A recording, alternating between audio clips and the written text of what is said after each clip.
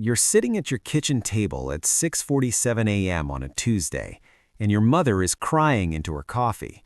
Not the quiet kind of crying, the kind that makes her shoulders shake. Your father left for his shift at the factory 3 hours ago, same as always. Your younger brother is still asleep upstairs. Your sister is already gone, working the opening shift at the diner. This is ordinary. This is your life. You're 26 years old, and you've never had more than $3,000 in your bank account at any given time. Your mother tells you the factory is closing, not laying people off, closing entirely, moving operations to Mexico. Your father has worked there for 23 years. The severance package is 8 weeks of pay. After that, nothing. She's doing the math on her phone, moving numbers around like they're puzzle pieces that might somehow fit differently if she arranges them just right. They don't.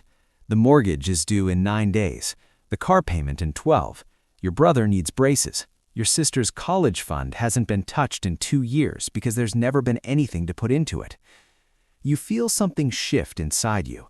Not fear exactly, though fear is there. It's something else. It's the weight of knowing that the rules everyone told you about, work hard, graduate, get a job, build slowly, those rules have just become insufficient. They've always been insufficient, but now it's undeniable. The slowness kills you. The incrementalism won't work anymore. You don't tell your mother you'll fix it. You don't make promises. You just close your laptop, which you've been using to check emails for the accounting position you've held for 4 years, a job that pays $42,000 a year, which is good money, respectable money, but which suddenly feels like moving sand while the tide comes in. You tell her you're going to work. She nods, still staring at her phone. What you do instead is something you've been thinking about for 3 years but never had the psychological permission to act on. You've been writing code, not for your job, in the margins, at night, on weekends, a software tool that helps small businesses manage their inventory and billing. You built it because you were bored, and because you saw a problem, and because you couldn't help yourself. You've shown it to exactly 2 people. Your friend Marcus, who works in tech, and your girlfriend, who told you it was impressive but that you should focus on your actual job. Marcus had said something different. Marcus had said, "This works. This actually works. You could sell this." You'd laughed it off. You had a stable job. You had health insurance. You had a 401k that your employer matched. You had the thing everyone was supposed to want.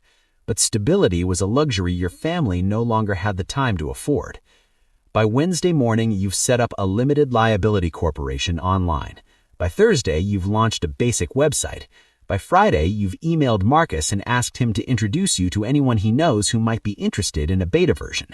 You've taken a week of vacation time. You tell your boss you need to handle a family emergency. This is technically true.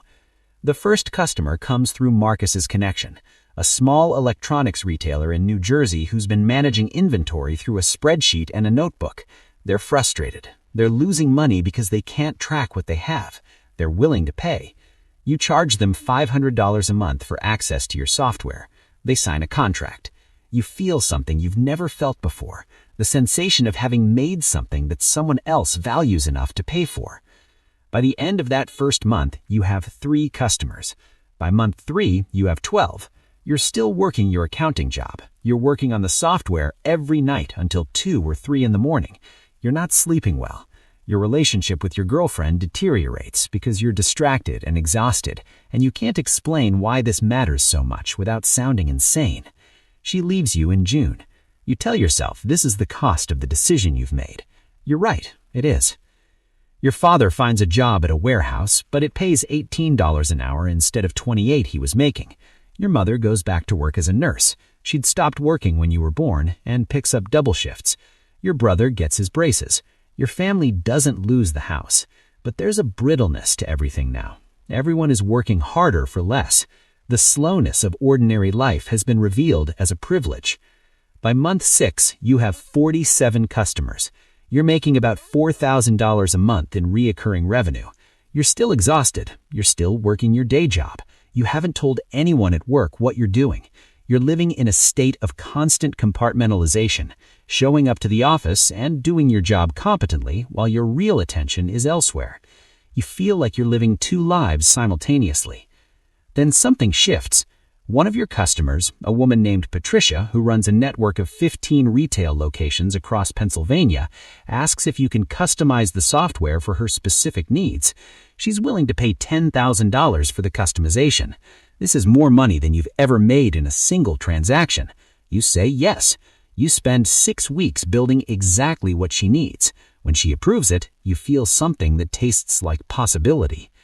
Patricia tells her friends, within 2 months, you have 2 more large clients asking for customization work. You're now making $8,000 a month in recurring revenue, plus another $5,000 to $10,000 in one-time customization fees. You do the math. If this continues, if you can grow this at even half the rate it's growing now, you could make more than $100,000 a year. You could potentially make $1 million. The word million feels absurd in your mouth. It feels like something that happens to other people. In September, you make a decision. You give notice at your accounting job. You have 3 months of living expenses saved. You have 112 customers now. You have approximately $12,000 in monthly recurring revenue. You're terrified. You're also certain. This is the moment where the decision becomes irreversible. Your boss asks if you're taking another job. You tell him you're starting a business. He looks at you with something like pity. He tells you to call him if it doesn't work out. The first year of full-time work is brutal. You're doing customer service, product development, sales, marketing, accounting, and legal work all by yourself. You're working 70-hour weeks. You're living in your childhood bedroom in your parents' house because you can't afford to move out. Your mother makes comments about how you should have kept the stable job. Your father doesn't say anything, but you can see him watching you with an intensity that makes you understand he's wondering if you're making a terrible mistake. By month 6 of full-time work, you have 230 customers. Your monthly recurring revenue is $28,000.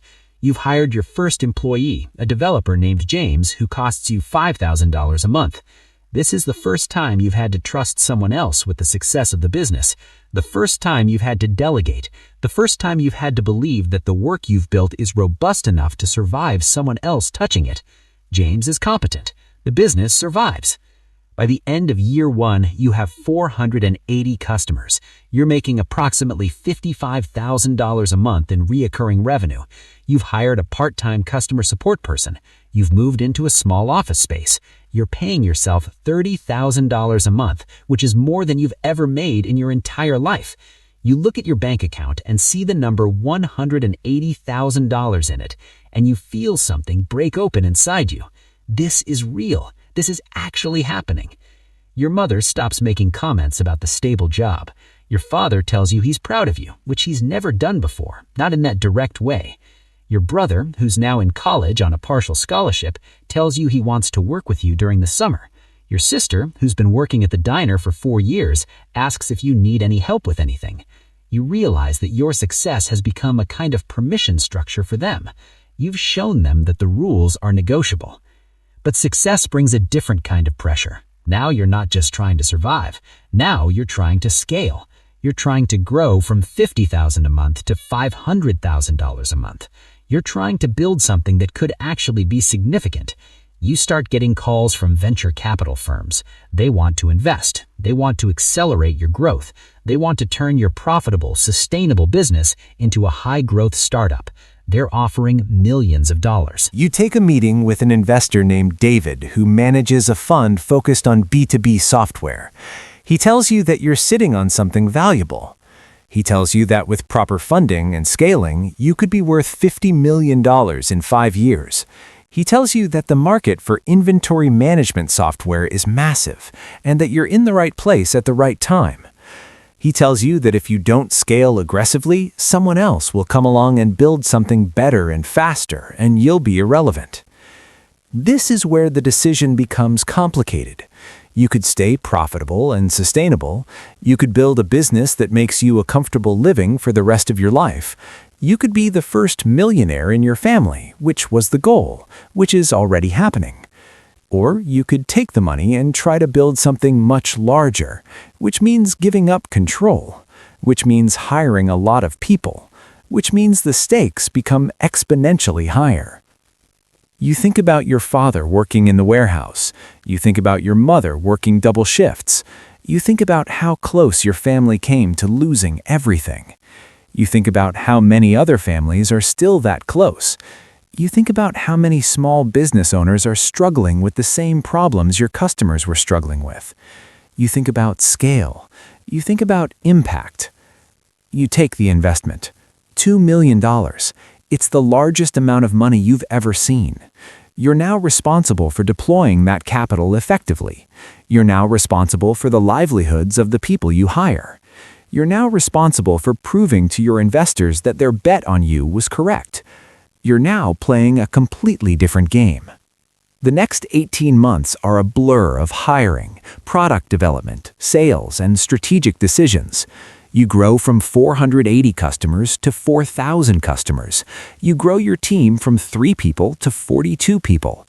You move into a larger office. You're no longer doing customer support yourself. You're no longer writing code yourself. You're managing managers. You're making decisions about the direction of the company. You're navigating the complexity of having investors who want to see exponential growth, and employees who want to have reasonable work-life balance, and customers who want reliable, stable software. You make mistakes. You hire the wrong person for a key role and have to fire them after 3 months. You build a feature that nobody wants and have to shut it down. You promise a customer something you can't deliver on time and have a difficult conversation about expectations. You learn that success at scale is not just about having a good idea or working hard. It's about making good decisions when you don't have complete information. It's about taking calculated risks. It's about managing the psychology of people. By the time you're 3 years into the business, you've crossed the $1 million threshold. You're making more than $1 million a year in revenue. Your personal net worth, based on your equity in the company, is somewhere around $3 million. You're the first millionaire in your family. Your father tells you this with a kind of wonder in his voice, like he's still processing that this is possible. Your mother has stopped working double shifts. Your brother graduated from college and now works for you. Your sister is considering going back to school. But the pressure hasn't decreased. It's only changed shape. Now you're not fighting for survival. Now you're fighting for relevance. Now you're competing against larger, better-funded companies who are entering your market. Now you're dealing with the complexity of managing a team of 42 people who all have their own ambitions and frustrations and needs. Now you're dealing with the reality that you've built something that could fail, and if it fails, it will take other people's livelihoods with it. You're in your office at 11 p.m. on a Thursday, reviewing the quarterly numbers. Revenue is up 40% year over year. Churn is up slightly, which concerns you. Customer acquisition cost is rising because the market is getting more competitive. You're burning through cash faster than you're making it because you're investing heavily in product development and sales. Your investors are happy, but they're also pushing for faster growth. They want you to be thinking about the next round of funding. They want you to be thinking about expansion into new markets. You think about your mother's face when she was crying into her coffee. You think about the severance package that was 8 weeks of pay. You think about how close everything came to collapsing. You think about how that moment of crisis was the thing that pushed you to take the risk that led to this. And you think about how the risk has paid off, but the payoff has come with its own kind of pressure that you didn't anticipate. Your phone buzzes. It's an email from David, your investor. He wants to schedule a call about the next round of funding. He wants to talk about scaling internationally. He wants to talk about potentially going public in 5 to 7 years. He wants to talk about building something that could be worth $1 billion. You read the email and feel the weight of it. You feel the momentum. You feel the responsibility. You feel the pull toward growth, toward more, toward bigger.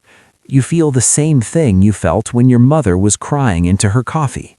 The certainty that the ordinary path won't be enough, that you have to push further, that you have to risk more. You close the email without responding. You'll respond tomorrow. Tonight, you're going to go home and sit with your family and remember where you started. You're going to remember the moment when everything felt impossible. you're going to remember that you chose to believe that something different was possible, and that belief changed everything. And then tomorrow, you're going to get back to work, because the game isn't over. It's only just beginning.